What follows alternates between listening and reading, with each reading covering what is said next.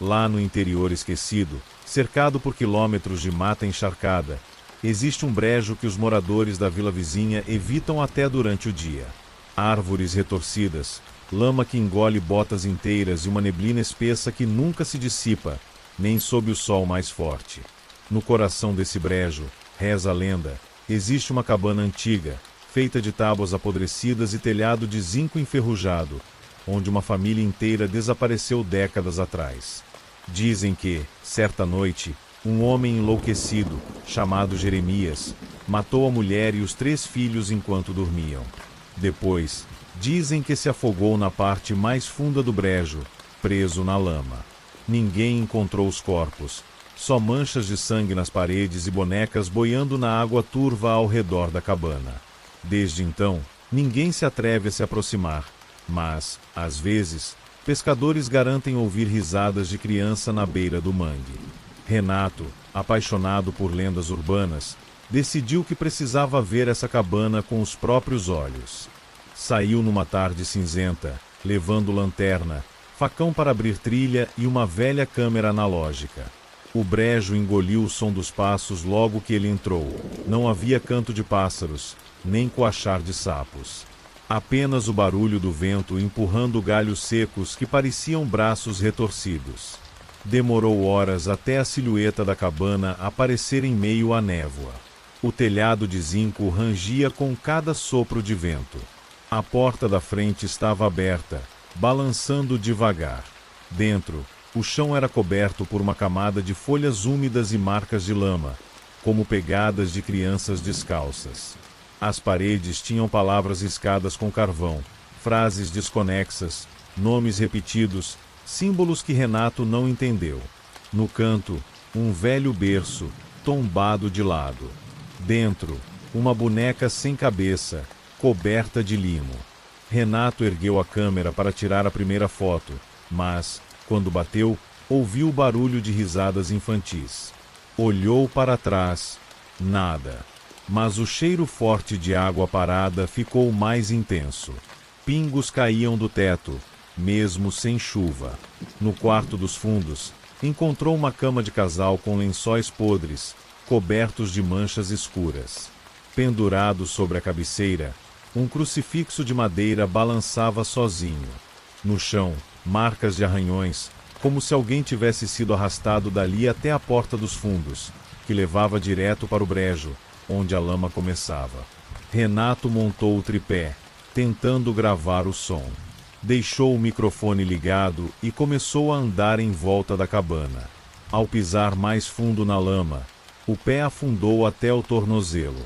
Tentou se soltar, mas sentiu algo gelado, como mãos pequenas agarrando seus tornozelos por baixo da água. A risada voltou, mais alta, agora ecoando entre as árvores. Tentou correr de volta, mas a porta estava fechada.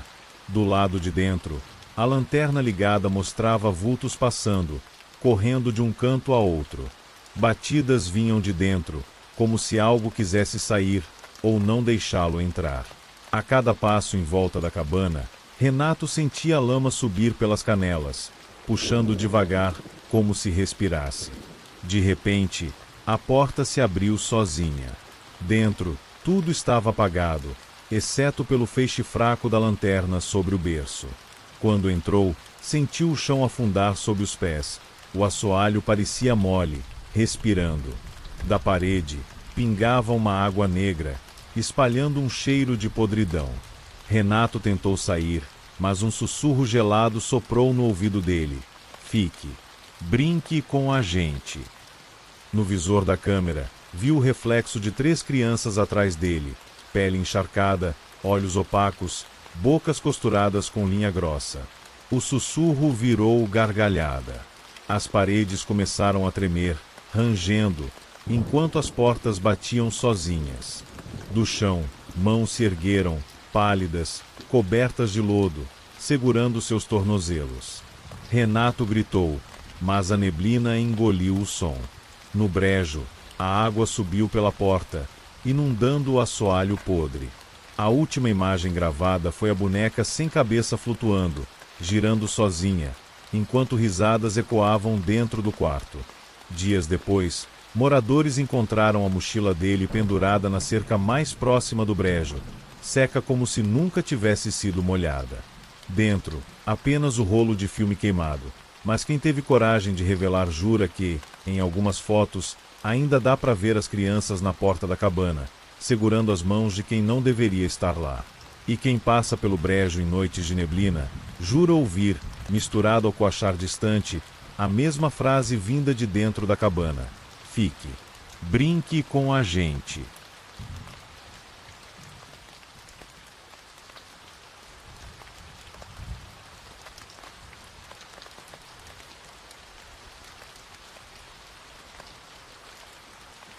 Na colina mais alta de uma vila esquecida, ergue-se a Mansão Altorne, uma construção vitoriana erguida em 1887, ornada com torres pontiagudas, vitrais coloridos e corredores tão extensos que ninguém sabe quantos cômodos existem de verdade. Dizem que o patriarca da família, Lord Henry Altorne, construiu cada sala para esconder um pecado, cada corredor para confundir intrusos, cada porta para prender quem ousasse abrir. Décadas depois de abandonada, a mansão é evitada pelos moradores. Muitos juram ver luzes dançando nos vitrais, mesmo sem eletricidade há mais de 50 anos. Crianças são avisadas para não subir a colina depois do pôr do sol. Dizem que quem escuta a campainha da entrada tocar à noite não volta mais para contar. Bruna, apaixonada por arquitetura histórica, sempre sonhou em fotografar Altorne por dentro. Conseguiu convencer dois amigos, Guilherme e Cássia, a passarem uma noite lá, armados com lanternas, câmera e equipamentos de gravação. Subiram a colina numa madrugada fria, o nevoeiro engolindo as árvores, escondendo as janelas altas como olhos fechados. A porta principal estava apenas encostada. Um toque leve fez a madeira abrir rangendo, como se suspirasse. O saguão ainda exibia o chão de mármore rachado, candelabros enferrujados, tapetes com padrões florais devorados por traças. Um relógio de pêndulo, parado, marcava sempre 3h03. Em uma parede, um quadro enorme de Lord Henry os observava. Olhos pintados tão vivos que pareciam seguir cada passo. Foram de sala em sala, registrando cada detalhe. Uma biblioteca ainda repleta de livros mofados, poltronas cobertas por lençóis, cortinas rasgadas. No salão de música, um piano de cauda estava aberto, teclas amareladas, algumas quebradas. Cássia sentou para brincar, mas uma única tecla afundou sozinha, emitindo uma nota grave, surda, que ecoou pelos corredores. A partir daí, tudo mudou. Um som distante, como passos arrastados, começou a ecoar pelo piso superior. Guilherme apontou a lanterna para a escada em espiral. Jurou ver um vulto subindo devagar, desaparecendo no escuro. Bruna, decidida a registrar tudo, subiu logo atrás, convencida de que era apenas o vento. No andar de cima, o ar era mais frio, denso. As portas, todas entreabertas, balançavam sozinhas. Dentro de um dos quartos, encontraram uma cama de dossel, cortinas pesadas ainda pendendo. Na cabeceira, uma marca escura se espalhava pela madeira, algo que parecia ter vazado de dentro do colchão. Bruna ergueu o lençol. Não havia nada, mas o cheiro de ferro tomou o ar, como sangue fresco. Enquanto isso, Cássia, que ficou filmando o corredor, viu pelo visor algo que não estava ali a olho nu. Uma figura de vestido preto, rosto escondido por um véu, parada no fim do corredor, imóvel. Quando baixou a câmera, o corredor estava vazio, mas o som de uma porta batendo forte fez as três correrem até o hall superior. Ali, encontraram uma porta trancada. Diferente das outras, era de ferro, com uma fechadura antiga. Guilherme, curioso, forçou a maçaneta até ouvir um estalo. A porta se abriu, revelando uma escadaria estreita que descia para o porão, uma parte da mansão que não constava em nenhuma planta. Degrau após degrau, umidade, cheiro de mofo e uma corrente de ar gelado que parecia vir de dentro da terra. No fundo, lanternas iluminaram uma sala de pedra, com paredes riscadas de símbolos. No centro, uma cadeira de madeira, correntes presas ao chão, um espelho manchado encostado na parede. Bruna apontou a câmera para o espelho, mas o reflexo não mostrava nenhum deles. Apenas a cadeira ocupada por algo que respirava, lento, como se ainda estivesse vivo. Um sussurro encheu o porão, vindo de todos os cantos. Ainda não terminou. As correntes começaram a vibrar, tilintando. A porta se fechou sozinha no alto da escada, mergulhando tudo numa escuridão quase total. A lanterna falhava. A respiração deles ficava mais rápida. Passos lentos surgiram atrás, mesmo sem piso para caminhar. Bruna girou a luz para o espelho. Agora, atrás da cadeira, a figura de Lord Henry aparecia, com olhos costurados e um sorriso podre. O sussurro virou um coro. Não saiam. Não saiam. As correntes pularam no chão, se enrolando nos tornozelos de Guilherme, prendendo-o na cadeira. Ele gritava, mas a voz era engolida pelo coro de vozes que preenchia cada rachadura da pedra. Cássia tentou correr escada acima, mas a porta não se abriu mais. Bruna, em choque, assistiu ao espelho rachar, revelando, dentro dele, corredores infinitos, cheios de portas, todas se abrindo sozinhas, revelando quartos idênticos à mansão. E em cada quarto, silhuetas paradas, esperando, observando. A última coisa gravada pela câmera de Bruna foi o espelho sugando o reflexo dela, puxando-a devagar, até a lente escurecer. No alto da colina, quem passa a noite ainda vê, através das janelas do andar de cima, vultos andando de um quarto a outro, segurando lanternas fracas, prisioneiros de um labirinto que nunca acaba. E quem ouve a campainha tocar, mesmo de longe, sabe, a porta da mansão está aberta. E sempre há espaço para mais um.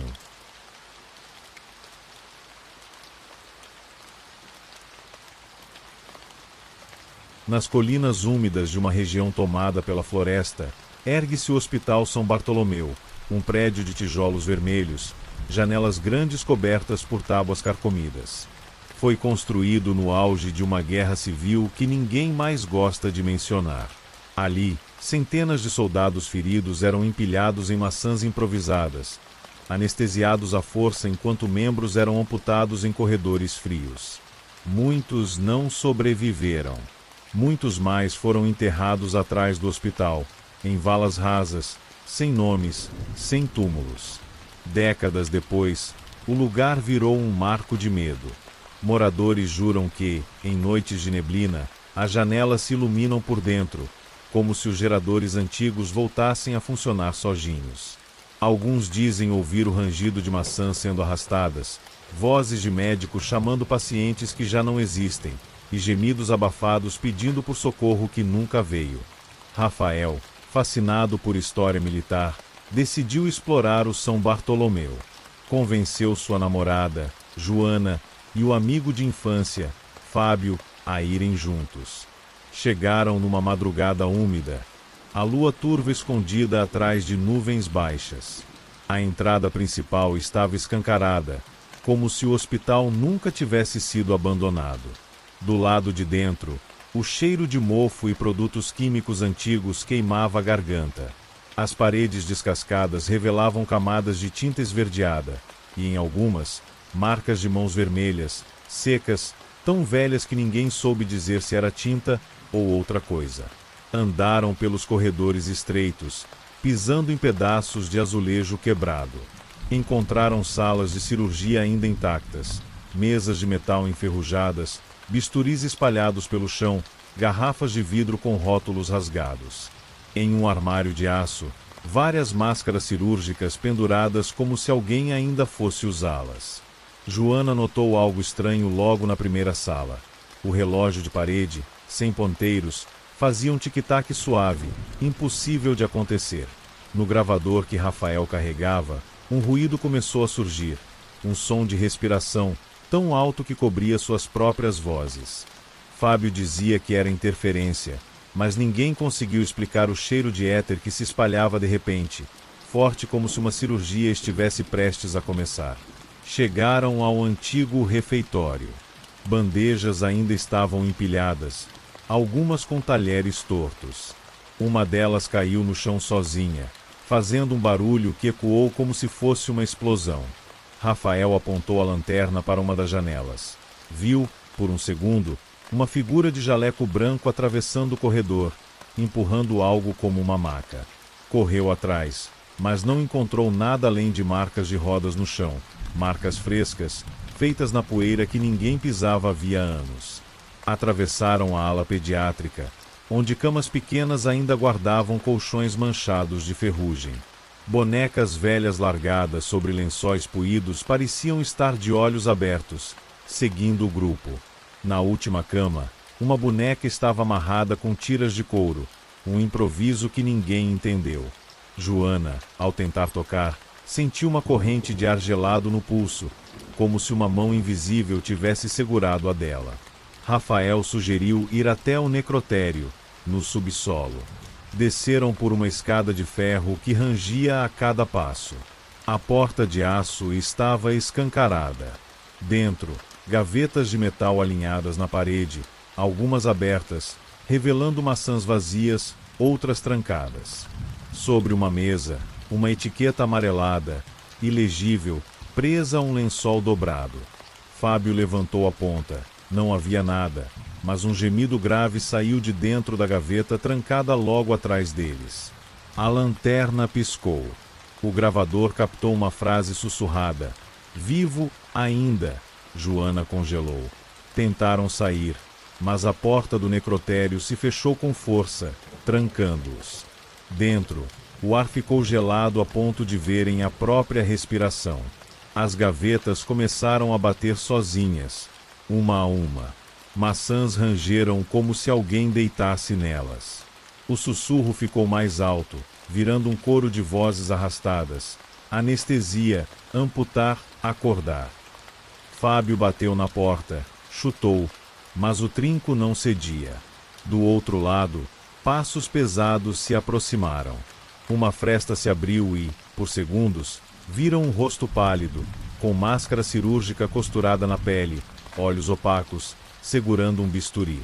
A porta se fechou de novo, mergulhando tudo na escuridão.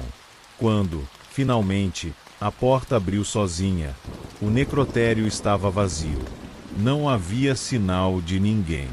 Mas nos corredores, o gravador de Rafael ainda registrava o som de rodas de maca girando, bisturis caindo no chão, e uma voz feminina, bem baixa, repetindo: "Não me deixe acordar.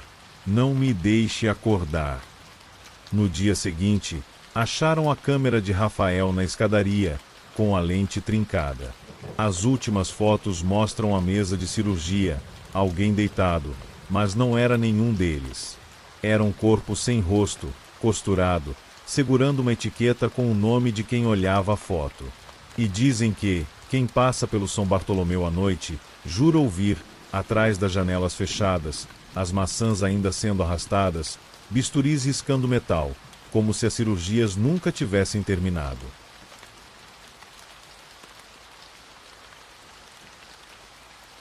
Ele foi inaugurado em 1936, erguido no alto de uma montanha que, durante o inverno, fica soterrada pela neve. O Hotel Valverde era o destino de famílias ricas, artistas, casais em lua de mel. No auge, abrigava bailes suntuosos, salões com lustres de cristal e quartos luxuosos. Mas, segundo a lenda, atrás dos espelhos dourados e cortinas de veludo, segredos se escondiam, hóspedes que nunca faziam check-out, funcionários que sumiam sem deixar rastros. Em 1952, um inverno rigoroso isolou o hotel por mais de um mês. Quando o socorro finalmente chegou, encontrou o saguão vazio, a recepção abandonada e 47 hóspedes desaparecidos. Nenhum corpo, nenhum sinal de fuga. Apenas quartos arrumados, velas queimadas até a base e, sobre o balcão, o livro de registros aberto, os nomes riscados com tinta vermelha, gota por gota, como se fosse sangue. Depois disso, o Valverde foi lacrado. Mas para os corajosos que se aventuram pela estrada de curvas perigosas, ele ainda está lá, imenso, silencioso, vigiando a montanha como uma sentinela. E dizem que, Se você dormir lá dentro, o hotel nunca mais deixa você sair. Numa noite sem lua, Diego, apaixonado por lugares abandonados, convenceu 2 amigos, Clara e Mauro, a passar uma noite no Valverde. Subiram de carro até onde a estrada permitia. O resto do caminho fizeram a pé, atravessando neblina espessa, vento que cortava a pele. Quando chegaram, as portas de madeira maciça se abriram sozinhas, rangendo como uma saudação. O saguão ainda guardava poltronas cobertas de poeira, um tapete imenso, um balcão de mármore manchado. O lustre, pendendo do teto alto, balançava devagar, como se alguém tivesse acabado de passar por ali. Diego, animado, filmava tudo. Clara tirava fotos enquanto Mauro, desconfortável, tentava convencer os 2 a não subirem aos quartos. Mesmo assim, subiram. O corredor do primeiro andar parecia não ter fim. A luz fraca da lanterna mal tocava as paredes cobertas de papel antigo. A cada porta, placas de latão ainda exibiam números. Batiam em algumas, todas trancadas. Quando chegaram ao quarto 212, a maçaneta girou sozinha. Dentro, 2 camas bem feitas, abajures cobertos de pó. Uma janela quebrada deixava o vento gelado uivar dentro do quarto.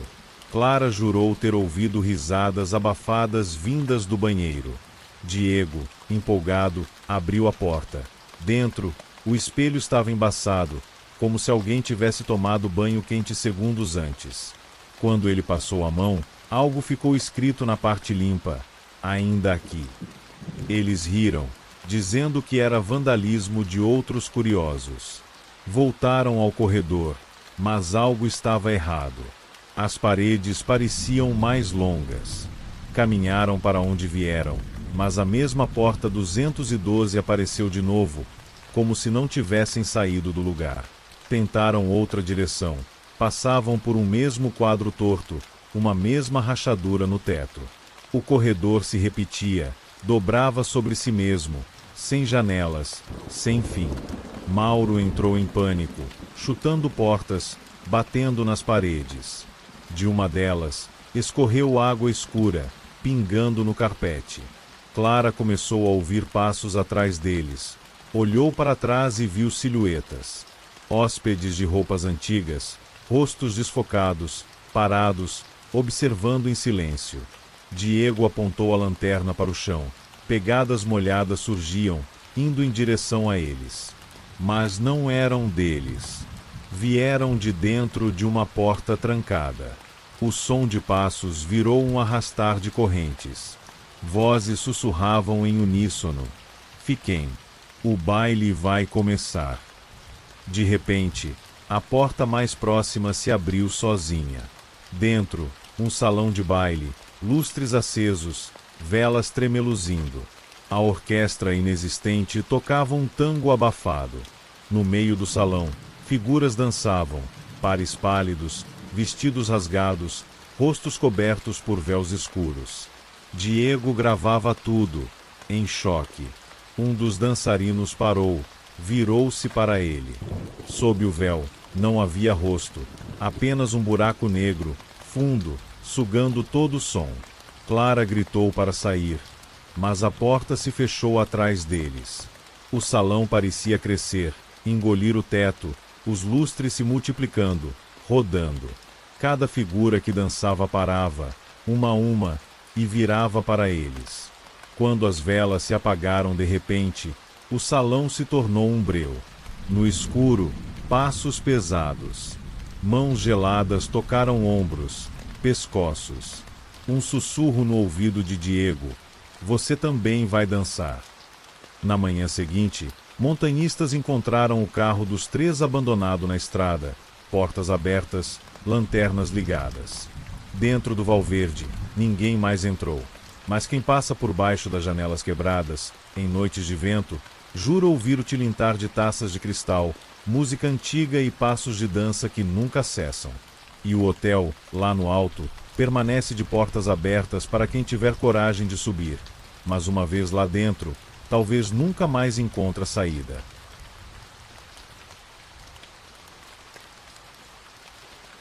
No alto de um morro encoberto por pinheiros tortos, ergue-se um prédio de tijolos escurecidos pelo tempo, o Orfanato Santa Luzia.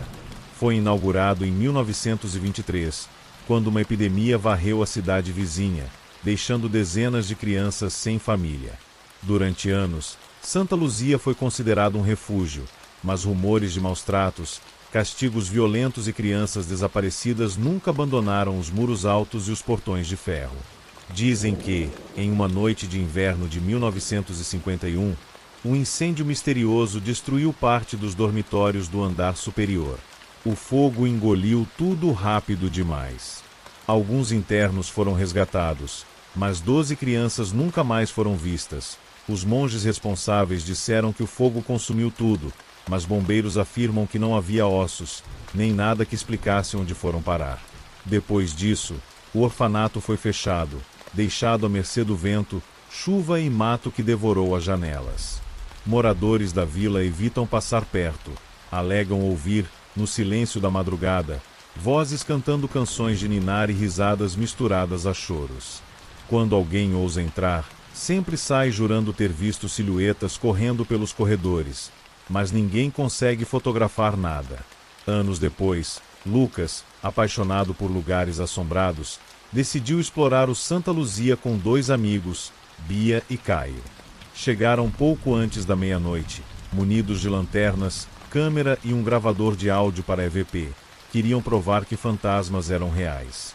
Pulando o portão de ferro enferrujado, pisaram na entrada coberta de folhas secas, janelas quebradas, paredes com buracos onde a umidade criou fungos de formas estranhas. No saguão, bancos de madeira ainda estavam alinhados, como se esperassem visitas. Um grande crucifixo caído atrás do balcão de recepção parecia ter sido derrubado de propósito. Subiram uma escadaria de corrimão retorcido que rangia sob cada passo. No corredor do dormitório, portas semiabertas revelavam beliches de ferro, colchões podres e brinquedos esquecidos no chão, um urso de pelúcia sem cabeça, bonecas de porcelana rachadas. Bia percebeu que, sempre que apontava a lanterna para uma das portas, sentia uma brisa gelada, como se alguém passasse correndo, mas não houvesse vento algum. Caio começou a gravar áudio. Fez perguntas em voz alta. Tem alguém aqui? Quer nos mostrar alguma coisa? Nada respondeu de imediato, mas o gravador captou um ruído grave, quase um choro abafado. Seguiram até a sala de recreação. Era grande, com mesas miúdas, cadeiras viradas, desenhos infantis espalhados no chão, rasgados e queimados nas pontas. Uma lousa ainda tinha rabiscos, um sol, uma casa, uma figura estranha, algo que parecia um homem de braços muito longos, sem rosto. Lucas tirou fotos, mas cada flash mostrava a sombra se movendo. Jurou ver, pelo canto do olho, uma fileira de crianças olhando para ele atrás das janelas quebradas, mas quando virou, não havia nada além de vento frio. Do nada, ouviram passos correndo pelo corredor. Risadas baixas misturadas a soluços. Bia, nervosa, quis ir embora, mas Caio convenceu todos a checar o antigo porão, lugar onde, segundo as lendas, as crianças desaparecidas eram punidas, trancadas dias sem comida ou luz. Desceram uma escada estreita, iluminando as paredes de tijolos manchados de umidade. No porão, uma porta de ferro ainda estava fechada com uma tranca enferrujada. Lucas forçou até abrir. Lá dentro, o ar era tão frio que o bafo saía como fumaça. Lanternas iluminaram camas improvisadas no chão de pedra, cobertas de trapos. Penduradas na parede, correntes curtas, manchadas de algo escuro que o tempo não apagou. No fundo da cela, um mural de desenhos rabiscados com carvão, figuras de crianças de mãos dadas e, atrás delas, uma silhueta alta, corcunda, de olhos fundos e boca aberta demais. Caio apontou a lanterna para o teto. Estava coberto de marcas de unhas, como se alguém tivesse tentado escalar as paredes. Quando Bia encostou na parede, sentiu um leve tremor, como uma batida, de dentro para fora. De repente, todas as lanternas piscavam, falhando. O gravador, no chão, começou a chiar sozinho. No chiado, as vozes surgiram, sobrepondo-se. Fique. Brinque com a gente. Você também. Algo gelado passou entre eles. Uma presença tão próxima que Lucas sentiu mãos pequenas segurarem seu pulso. As correntes se moveram, tilintando sozinhas, arrastando-se como se alguém rastejasse ali. O pânico tomou conta. Tentaram subir de volta, mas a porta de ferro se fechou sozinha, trancando-os no escuro. Um som de passos descalços preencheu o corredor do porão. Um por um, lanternas caíram das mãos, rolando pelo chão até se apagarem. No breu, os sussurros viraram cantiga de ninar, cantada em coro por vozes infantis. Mas entre as vozes, uma outra, grossa, inumana, repetia sempre a mesma frase: fique, brinque, fique, brinque. No dia seguinte, moradores da vila encontraram o portão do orfanato escancarado. Lá dentro, nenhuma pista de Lucas, Bia ou Caio, apenas o gravador, ainda rodando, tocando a cantiga. No fundo da fita, se ouve, em meio à música, risadas que não são de criança, mas algo que finge ser. Dizem que, em noites de vento, quem passa na estrada perto do morro vê, pelas janelas do Santa Luzia, luzes piscando e sombras pequenas correndo pelos corredores, como se brincassem de esconde-esconde com quem ainda tem coragem de olhar.